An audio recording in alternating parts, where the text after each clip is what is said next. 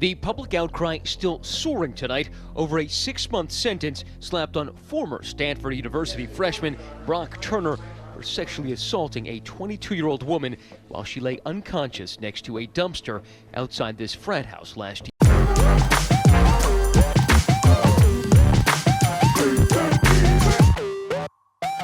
So you can tell by the opening clip what we're about to talk about. And I know some of you are probably wondering what took me so long to get to this story.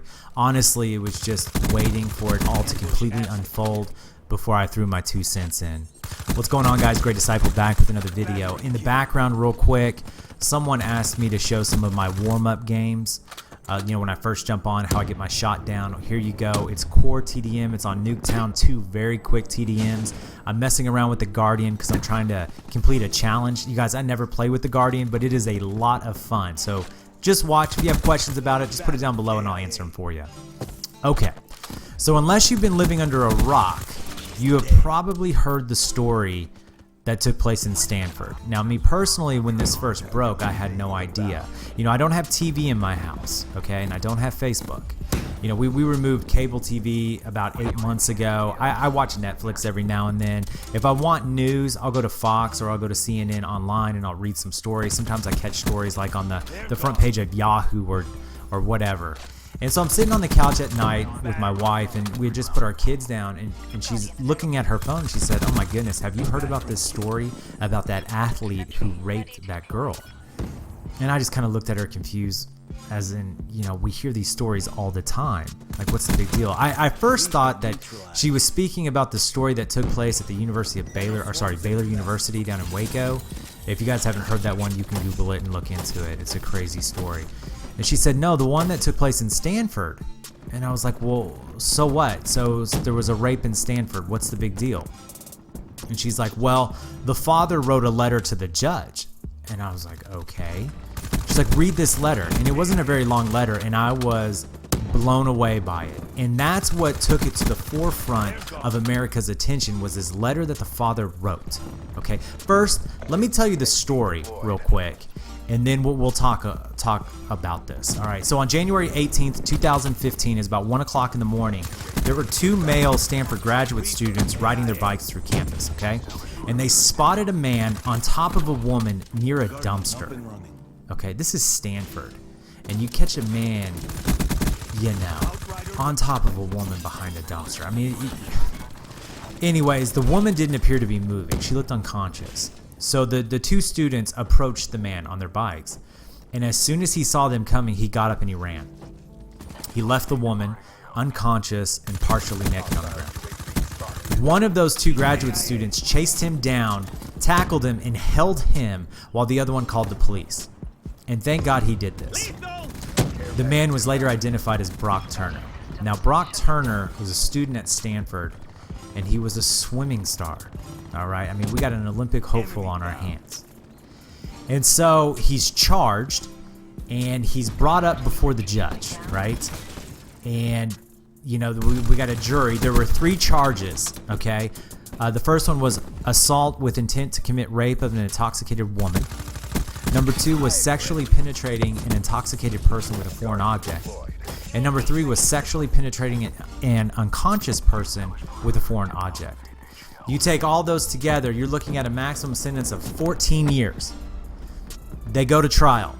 The jury immediately finds him guilty. No questions asked, but the trial, or the penalty, is going to be set forth by the judge. So we have these letters written to the judge on behalf of Brock Turner, and one of the letters is from the father. And the judge decides to give this guy a 6-month sentence in a county jail, not a prison, with 3 years of probation, and he's going to have to file as a sex offender for the rest of his life. And shock just spreads across the United States. I mean, there's no question that this kid did what he did. And oh, by the way, talking with the prosecution, they said that he never showed any remorse or accepted anything that he did to this girl. Not once. Okay? So I'm sitting here and I'm reading this story, and I'm just blown away. But I will say this before I go into this. I'm very thankful about the American people. I mean, currently, I think there are over 1 million signatures asking for the removal of the judge for what he did. And he should be. In fact, for me, I think he should lose his license or be disbarred, whatever it is, and never be able to practice again, personally. So what are we talking about here? I mean, what do we do with this? You know, I've spoken about moral depravity. And morality, remember, is, you know, you draw a line in the sand and you define what's right and what's wrong. And if you don't have what we've had for hundreds of years, Christianity, the Judeo-Christian ethic as your line, your morality line, who's going to draw that line? Well, people have all different ideas. Well, we'll all come together and we'll draw the line together. We can't do that because what your opinion is on right and wrong is different than what Billy's is. Well, we'll let the universe decide. I remember somebody saying the universe. I was like, what does that mean? Or philosophers or science. We'll let science determine what's right and wrong. Or nature. We'll let it determine. Well, what happens is if you cannot draw a distinct line, we develop what's called an amoral society. And I know you guys are like, oh boy, here we go. We got another definition headed our way. Let's talk about amorality or amoral. Amoral is lacking morality. You're unconcerned with the rightness or wrongness of something. Let me give you some synonyms for the word. You got unprincipled, without standards, without morals, without scruples, unscrupulous, Machiavellian, unethical. A sentence with it. Are we rearing an amoral generation spoon-fed on trash TV and violent video games? What it is in an amoral society, there is no defined right and wrong. There's no line in the sand. There's no, you can't do this. And why do I consider what's going on as amoral? Well, you look at the letter that Brock Turner's father wrote to the judge.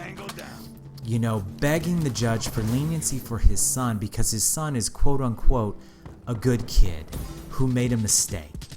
You know, he said, you know, instead of punishing my son, why don't we let him educate other college-age students on quote-unquote the dangers of alcohol consumption in sexual promiscuity, not rape. He calls it sexual promiscuity.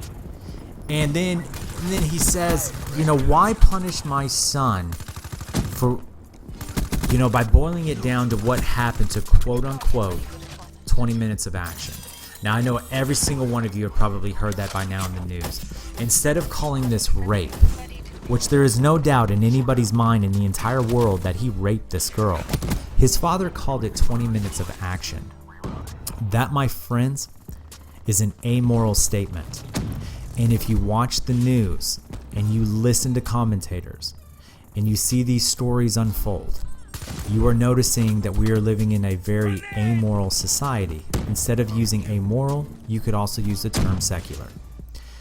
It's absolutely awful that we're all just victims of our environment. We didn't necessarily do anything right or wrong. It's because of where we were or the people we were around. Nobody takes responsibility for their actions. I mean, you see this thing happen, and I'm not going to go into this one. The thing happened in Florida at the Pulse nightclub where the gentleman who's identified as a Muslim goes in and murders 50 people.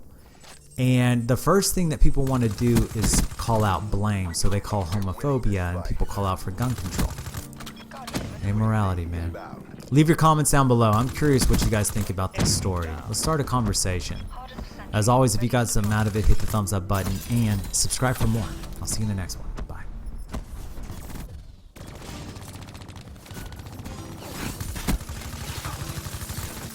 Even if you get a lucky shot, I will end you.